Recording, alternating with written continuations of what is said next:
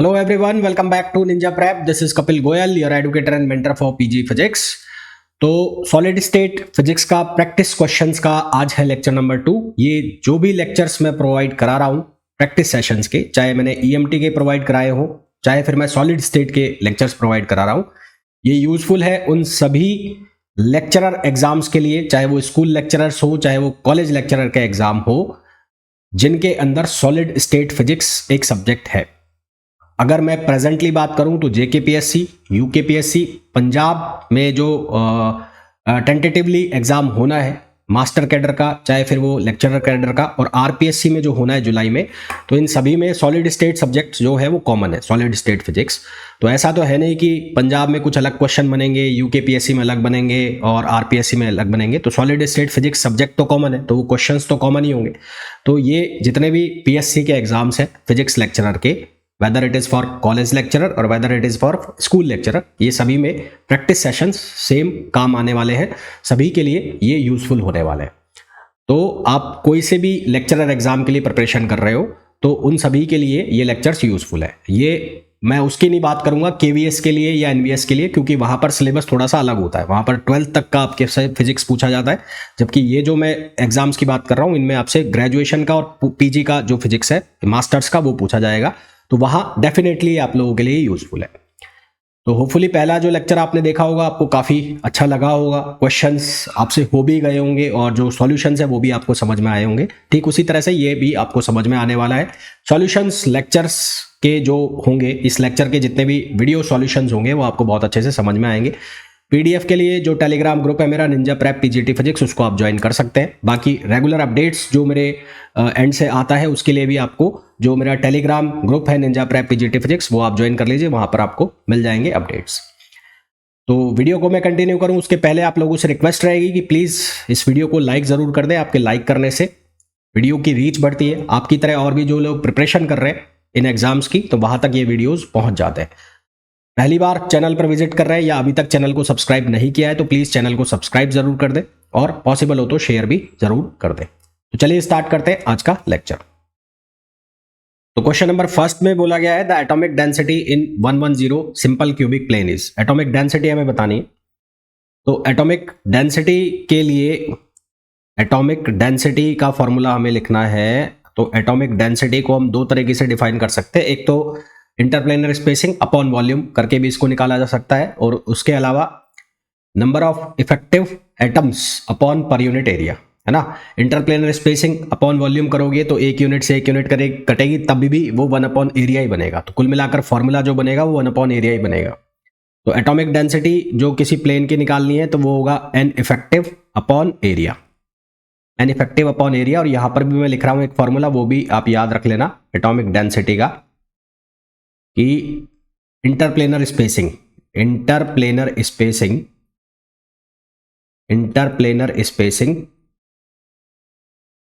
Upon volume. Volume metre cube होता है। Interplanar spacing में क्या आएगा, वहां पर भी एक डायमेंशन आएगी डी या लेंथ कुछ भी, तो ऊपर मीटर होगा नीचे मीटर क्यूब होगा, तो वापस फॉर्मूला बन जाएगा 1 अपॉन मीटर स्क्वायर। तो कुल मिलाकर एट लास्ट फॉर्मूला यही आना है। यहां पर बात हो रही है सिंपल क्यूब के लिए, तो सिंपल क्यूब के लिए इफेक्टिव नंबर ऑफ एटम्स कितने होते हैं, 1 होता है, ये आपको याद होना चाहिए। और 110 प्लेन के लिए अगर मैं उसका एरिया निकालूं, कौन सा प्लेन है 110, तो 110 एक बार प्लेन बना लेते हैं, हम बना लेते हैं सिंपल क्यूब बना लेते हैं पहले। तो सिंपल क्यूब जो है वो कुछ इस तरह से बनेगा, ये सिंपल क्यूब बना रहा हूं मैं, ये सिंपल क्यूब हो गया, ठीक है। अब इसमें हमें कौन सा प्लेन बनाना है 110, तो 110 प्लेन कौन सा होगा, ये वाला प्लेन जो होगा, ये वाला प्लेन, ये 110 प्लेन होगा, ये जो मैंने बनाया है। तो ये 110 प्लेन में ये जो साइड है ये तो हो जाएगी ए, और ये जो साइड है ये कितनी हो जाएगी √2a। तो कुल मिलाकर ये बाहर निकाल लो आप, ये बाहर निकाल लो, ठीक है। ये बाहर आ जाएगा तो ये हो जाएगा a और ये हो जाएगा √2a। तो एरिया जो आ जाएगा, वो एरिया कितना आ जाएगा √2a²। तो यहां पर अब मैं एरिया की वैल्यू अगर रख दूं तो √2a² हो जाएगा। तो आंसर हमारे पास क्या आ जाएगा, बी आंसर आ जाएगा, ठीक है। क्या आंसर आ जाएगा, बी आंसर आ जाएगा। आप चाहो तो यहां से भी निकाल सकते हो उसको, इंटरप्लेनर स्पेसिंग का फॉर्मूला लगाओ, वॉल्यूम लगाओ, आंसर आ जाएगा। ठीक, नेक्स्ट क्वेश्चन पे आ जाओ। नेक्स्ट क्वेश्चन में बोला है which plane is in simple cubic structure is closed pack plane. Simple cubic structure में कौन सा प्लेन क्लोज्ड पैक प्लेन होता है? तो वो प्लेन जिसकी एटॉमिक डेंसिटी सबसे ज़्यादा होती है वो क्लोज्ड पैक प्लेन होगा, है ना। तो plane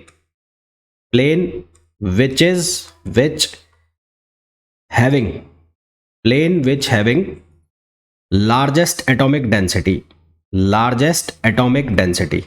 plane which having largest atomic density, जिसकी लार्जेस्ट एटॉमिक डेंसिटी होगी वो होगा will be closed packed plane, वो क्लोज्ड पैक्ड प्लेन होगा। अब यहां पर 100, 001 और 010 ये तीनों ही इसके सही आंसर होंगे। 100, 001 और 010, क्योंकि 111 जब मैं डालूंगा तो अगर आप इसका एटॉमिक डेंसिटी निकालोगे तो यहां से इंटरप्लेनर स्पेसिंग वाला अगर फॉर्मूला लगाते हो तो ये कितना बनेगा 1/√3, 1/√3 बनेगा और नीचे क्या आ जाएगा a³, तो a/√3 बनेगा। तो यहां से बन जाएगा 1/√3a²। जबकि जब आप निकालोगे किसके लिए, 100 के लिए या 001 के लिए या फिर 010 के लिए, तो ये बनेगा 1/a²। तो इन तीनों के लिए आंसर जो एटॉमिक प्लेन डेंसिटी है वो आएगा 1/a², इसका भी आएगा 1/a² और इसका भी आएगा 1/a²। जबकि इसके लिए कितना आएगा 1/√3a², जो कि कम हो जाएगा। तो इसके सही आंसर ये तीनों हो जाएंगे, ये भी इसका आंसर होगा, ये भी इसका आंसर होगा और ये भी इसका आंसर होगा। नेक्स्ट क्वेश्चन पे आओ। नेक्स्ट क्वेश्चन में पूछा है the atomic density of 100 FCC structure. FCC structure के लिए 100 का एटॉमिक डेंसिटी हमें पूछा है। तो इफेक्टिव नंबर ऑफ एटम्स सबसे पहले निकाल लें। तो FCC के लिए इफेक्टिव नंबर ऑफ एटम्स होते हैं कितने, 4। और 100 FCC में 100 में जो इसका एरिया होगा, तो एरिया जब आएगा 100 में वो कितना होगा a² हो जाएगा, a²। तो एटॉमिक डेंसिटी आप निकालोगे, एटॉमिक डेंसिटी, तो एटॉमिक डेंसिटी जो निकलेगी वो कितनी निकलेगी 4/a², 2 आएगी, सॉरी। एटॉमिक डेंसिटी इसकी हो जाएगी 2, FCC है ना, हाँ, तो ये हो जाएगी 2, तो ये हो जाएगा 2 और /a²। अब अच्छा, एटॉमिक डेंसिटी कैसे निकालिए वो भी बता देता हूँ एक बार। तो आंसर तो आ जाएगा 2/a²। भाई 100 प्लेन कुछ ऐसा बनेगा और 100 प्लेन कुछ ऐसा बनेगा, तो इसके कॉर्नर एटम्स ये हो गए 1 2 3 4 और एक फेस सेंटर हो गया। तो यदि इसका इफेक्टिव नंबर ऑफ एटम्स निकालते हो तो n इफेक्टिव इसका निकलेगा, 4 कॉर्नर पर 4 है तो 4/4 प्लस एक सेंटर में जिसका कंट्रीब्यूशन कहीं है नहीं तो 1, तो ये कितना आ गया 2 आ गया। तो 100 का इफेक्टिव नंबर ऑफ एटम्स कितने हो जाएंगे 2, तो 2/a²। तो सही आंसर हमारे पास क्या आ जाएगा, C आ जाएगा। नेक्स्ट क्वेश्चन पे आइए। The line density of 111 for FCC plane. तो FCC प्लेन के लिए लाइन डेंसिटी निकालें। लाइन डेंसिटी भी बोल सकते हो, उसको लीनियर डेंसिटी भी बोल सकते हो, इसको आप लीनियर डेंसिटी भी बोल सकते हो। तो ये पहले मैं एक्सेस बना लेता हूँ। तो यहाँ से हम बना लेते हैं क्यूब बना लेते हैं। तो ये क्यूब बना रहा हूँ मैं, यहाँ से ये बना क्यूब, ठीक है। ये हो गया 111 पॉइंट और ये हो गया 000। तो यहाँ से इस लाइन को मिला दिया ऐसे मैंने, ये लाइन। तो इस लाइन की लीनियर डेंसिटी निकालनी है। तो यहाँ इस लाइन के लिए नंबर ऑफ इफेक्टिव एटम्स निकाल लो सबसे पहले। एक तो ये हो गया और एक ये हो गया। तो n इफेक्टिव जब निकालोगे तो ये कितना हो जाएगा 2/2। एक यहाँ पर एक यहाँ पर है, कॉन्ट्रीब्यूशन कितना आ गया 1 आ गया, है ना। कितना आ गया 1 कॉन्ट्रीब्यूशन आ गया। लेंथ इसकी कितनी होगी √3 होगी। तो इसकी जो लेंथ होगी, लेंथ कितनी हो जाएगी √3a, ये इसकी लेंथ हो गई। तो लीनियर डेंसिटी जो हम निकालेंगे, लीनियर डेंसिटी अगर आप निकालोगे तो वो कितना हो जाएगा n इफेक्टिव अपॉन लेंथ। तो n इफेक्टिव अपॉन लेंथ ये कितना हो गया 1/√3a। तो आंसर हमारे पास क्या आ गया 1/√3a, which is option D. Next question पे आ जाओ। Calculate the latest constant of NaCl crystal. The density of NaCl is 2189 kg/m³ and molecular weight of NaCl is 58.5 kilogram per mole. The number of Avogadro number is 6.022 into 10 power 6 kilogram पर मोल। हमें latest constant निकालना है। तो ये formula आपको याद रखना है, मैंने बताया भी है थ्योरी क्लासेस में, n × m। ये n का मतलब है effective number of atoms, Na मतलब आवोगाद्रो नंबर, रो का मतलब हो गया डेंसिटी 1/3। ये फॉर्मूला आपको याद रखना है, कई बार आपसे ये डायरेक्ट फॉर्मूला भी पूछा जा सकता है। अच्छा, अब ये ए की वैल्यू निकालने के लिए जो भी हमारे पास वैल्यूज है वो यहाँ पर सब्स्टिट्यूट कर दो। अब NaCl जो है वो होता है FCC स्ट्रक्चर होता है, तो NaCl FCC है, तो इसका जो इफेक्टिव नंबर ऑफ एटम्स आएंगे NaCl में वो आएंगे कितने, 4। क्यों? क्योंकि ये क्या है, FCC है, ये FCC है, तो ये कितने हो जाएंगे, 4 हो जाएंगे। तो यहाँ से 4 आ गया। M की वैल्यू कितनी हो जाएगी, M की वैल्यू हो जाएगी 58.5 Na यानी कि अवोगाद्रो नंबर 6.022 इंटू 10⁻26। और उसके बाद रो डेंसिटी की वैल्यू हमें कितनी गिवन है, 2189 और इसकी पावर 1/3। तो इसको जब हम सॉल्व करेंगे तो आंसर हमारे पास आएगा 5.61 आर्मस्ट्रॉन्ग। क्या आंसर आ जाएगा, 5.61 आर्मस्ट्रॉन्ग। कौन सा ऑप्शन हो जाएगा, बी ऑप्शन हो जाएगा। नेक्स्ट क्वेश्चन पे आ जाओ। टेट्रागोनल लैटिस, टेट्रागोनल लैटिस के लिए ए बराबर बी, ये वैल्यू दी हुई है लैटिस कांस्टेंट की 2.5 आर्मस्ट्रॉन्ग, और सी की जो वैल्यू है वो गिवन है 1.8 angstrom. Lattice space between 111 planes निकालना है, यानी कि इंटरप्लेनर स्पेसिंग निकालनी है। तो DHKL फॉर्मूला क्या होता है हमारे पास, 1/√, ये बनता है h² / a² plus k² / b² plus l² / c²। ये फॉर्मूला हमारे पास बनता है। यहाँ पर वैल्यू सब्सटीट्यूट करनी है हमें, तो HKL इसकी वैल्यू कितनी है, 111, तो ये तो 111 रहेगा। A की वैल्यू कितनी है, 2.5, और B की वैल्यू भी कितनी है, 2.5, तो ये हो जाएगा 1/2.5 ये स्क्वायर में। B के केस में भी कितना हो जाएगा, 1/2.5 ये स्क्वायर में। और C के केस में ये वैल्यू कितनी आ जाएगी, 1.8, तो ये हो जाएगा 1/1.8 और ये भी स्क्वायर में। इसको जब हम सॉल्व करेंगे तो हमारे पास आंसर आएगा 1.26 आर्मस्ट्रॉन्ग। तो सही आंसर हमारे पास कितना आ जाएगा, 1.26 Armstrong, which is option A. Next question पे आइए। नेक्स्ट क्वेश्चन में बोला है calculate the density of 100 plane in a simple cubic lattice given A का मतलब है लैटिस कांस्टेंट। तो क्यूबिक लैटिस की हमें डेंसिटी निकालनी है। तो डेंसिटी जो है, डेंसिटी मैंने अभी आपको बताया था वो किसके बराबर होगी, interplanar spacing upon volume, upon volume. तो सिंपल क्यूब है और प्लेन कौन सा है, 100।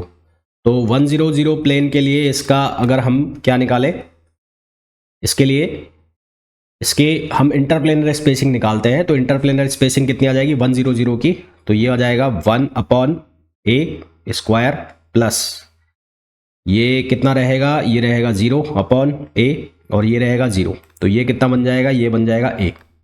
तो D100 के लिए उसकी इंटरप्लेनर स्पेसिंग कितनी हो गई a, और वॉल्यूम सिंपल क्यूब का कितना हो जाता है a³। तो यहां से कितना बनेगा 1/a², जो कि मैंने आपको शुरू में बताया भी था। अब उसके बाद 1/a² आ गया, a की वैल्यू में कितनी गिवन है 2.5, तो यहां पर 2.5 रख दो। तो 2.5 का स्क्वायर आर्मस्ट्रॉन्ग में करना है।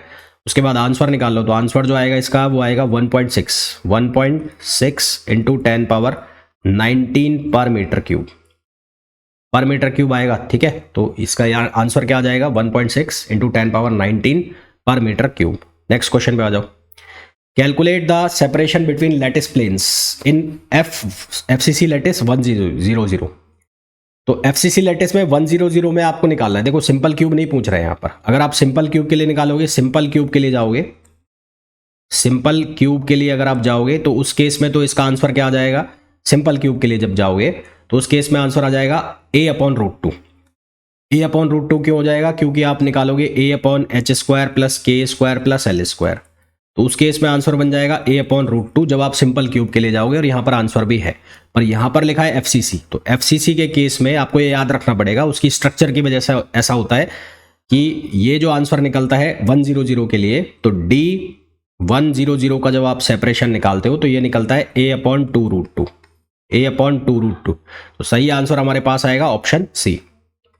Next question. The powder diffraction pattern of a body-centered cube crystal in recorded by K ray of wavelength 1.54 Armstrong. If the 002 planes diffraction at 60 degree, the lattice parameter is। तो हमें HKL इसकी जो value given है वो कितनी है 002, और theta angle की वैल्यू कितनी दी है 60 डिग्री। लैम्बडा की वैल्यू हमें कितनी गिवन है 1.5 आर्मस्ट्रॉन्ग। तो सबसे पहले यहाँ से DHKL निकालो। तो DHKL के अकॉर्डिंग ये हो जाएगा a अपॉन 002 यानी कि 0 + 0 + 2 का स्क्वायर, तो ये बन जाएगा a अपॉन 2। तो ये d की वैल्यू निकल गई। अब ब्रैग्स इक्वेशन हमें यूज़ करनी है, तो ब्रैग्स इक्वेशन क्या होती है, 2d sin theta equals to ये कितना होता है n lambda. 2d sin theta equals to n lambda हमारे पास ब्रैग्स इक्वेशन होती है।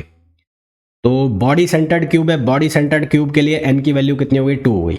यहाँ पर लिखा हुआ है बॉडी सेंटर्ड, तो बॉडी सेंटर के लिए n की वैल्यू कितनी हो जाएगी, 2 हो जाएगी। तो ये हो गया 2 और d की वैल्यू हो गई a/2।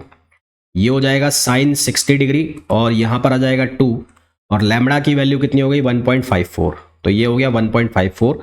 यहाँ से हम आंसर निकालेंगे a, तो a की जो वैल्यू आ जाएगी वो आ जाएगी 3.56 आर्मस्ट्रॉन्ग। तो आंसर हमारे पास आ जाएगा 3.56 आर्मस्ट्रॉन्ग। नेक्स्ट क्वेश्चन पे आ जाओ।